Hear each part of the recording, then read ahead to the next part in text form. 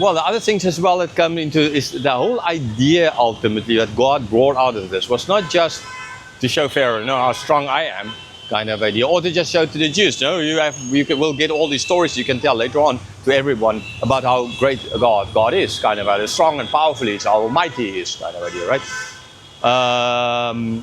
But as well, for Pharaoh to see that God is the one true God, not all the other gods already he's worshipping, but the Yahweh, the I am, the Lord, the great I am, the Exodus 3 verse 14, where God gave Moses his name, that God is the one true God.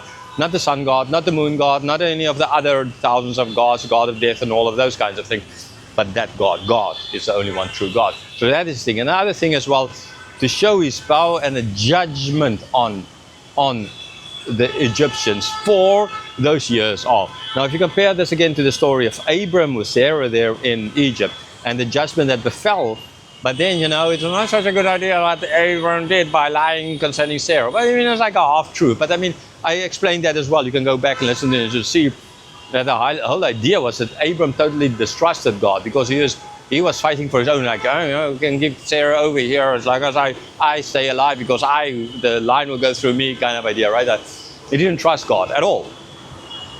Okay, so yes, that is what happened then, and then that punishment of God, and they left with a lot of things. And the same thing is going to happen here. So there's a judgment for sins that ultimately, in this case, they did commit. So in Abram's case, you can say maybe not so much judgment or Pharaoh, but sure, he was a sinner, so there's still righteous judgment on that. But in this case now, for the years of slavery, enslaving the people in such a way and stealing from them, forcing them to work for nothing. This is as well then a lesson that we can. So two things at least, not only for the people, because it's not, we tend to think like, all these things were just done for the Jews, so the Jews can see God kind of as something to believe in, so they can believe in God more. But a lot of this had to do with the Gentiles as well, like Pharaoh in this case, so that he can learn that God is the one true God and that there's judgment on them. So there's a lot of things that's in play ultimately, and why Pharaoh hardened, why God allowed for that to happen, and why God hardened even more, so that all of this could come out for the good, ultimately, even of the Egyptians. Are they going to admit to this, and are they going to repent? No, Pharaoh's not going to do it. So ultimately, yes, he's going to lose his firstborn son, which, ultimately, son for son, eye for an eye, or those kinds of things. Okay, so these are just some of the kind of interesting things that come out in this chapter. The idea of water turning into blood, right? Now it's green out there.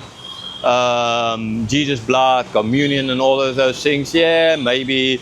But it's not such an important, I think, the most. I think there were other places as well already. Melchizedek there in Genesis chapter 14 coming to Abram after the victory and the bringing of the bread and the wine idea, then just kind of the whole idea of water being turned into blood here. Allegorically, all of those things, I don't like allegories that much. Right, but the other interesting thing is just how God showed Pharaoh the first time that, just a 3 days journey. Pharaoh didn't listen. Then God showed the sign, now let him go. Pharaoh didn't listen. And then God came back. It's they're trying to negotiate a peace accord or something like that. It's happening in Gaza now at the moment. But yes, again, you'll see this only in April, maybe even May of next year. And then either there's nothing left in Gaza or the peace is still holding, depending on what's going to happen. I don't know. But there's this trying to get to a peace accord here. And it's like God is like, okay, I told you just 3 days. Then I showed you the sign. I said, let him go. And now I show you the sign. It's like, just again, bringing out just again a shorter period, not just to the desert too. It's like God kind of make the what he wants from Pharaoh in the beginning, not a lot, then more, show you signs so that he can do it worse, and then bringing it down. Right? So this Pharaoh, now, you spoke to you, I've shown you what I can do. So now, it's kind of wise to listen to me. It would kind of make sense. No, Pharaoh didn't want to do that. Even then, Pharaoh did not want to, even for a short, just to the desert, to go and worship and come back. No way. Pharaoh was not ready for that. And that is the whole point as well, that God made way back then to Moses. Doesn't matter what you're going to say, doesn't matter what I'm going to do. This guy would not want to let them go because he doesn't want to have his free slaves leave or his buffer zone gone or anything like that. Okay, so that as well as God proved to Moses here, and God shows to us as well the hardness ultimately of the heart of Pharaoh, and that on his own, with his own, if it is just up to Pharaoh, the Jews would still have been enslaved in Egypt. That's that, right? But only a miracle of God is going to make Pharaoh change his mind. No other way. Only God and God alone through his power. And that will be a sign to Pharaoh that God is the one true God. The judgment on him, and a sign to the people that they can trust this God. And then they're in the desert, on the way to the promised land. They've seen all of this. They know all of this. Moses is teaching them all of this. Moses has been teaching them the whole history from Abram and how Abram left there. And at the promised land, and how God all the time used Abram to defeat the whole conquering army.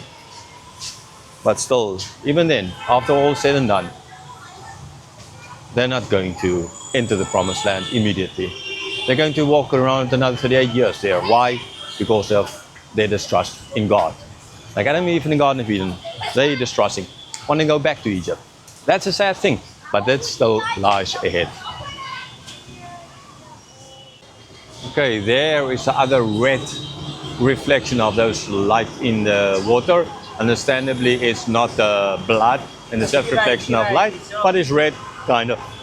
And then, yes, this lake here, and the water here turning color, not because of magic, but just because of modern day lightning.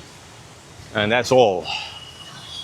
From red to green, light, and other colors.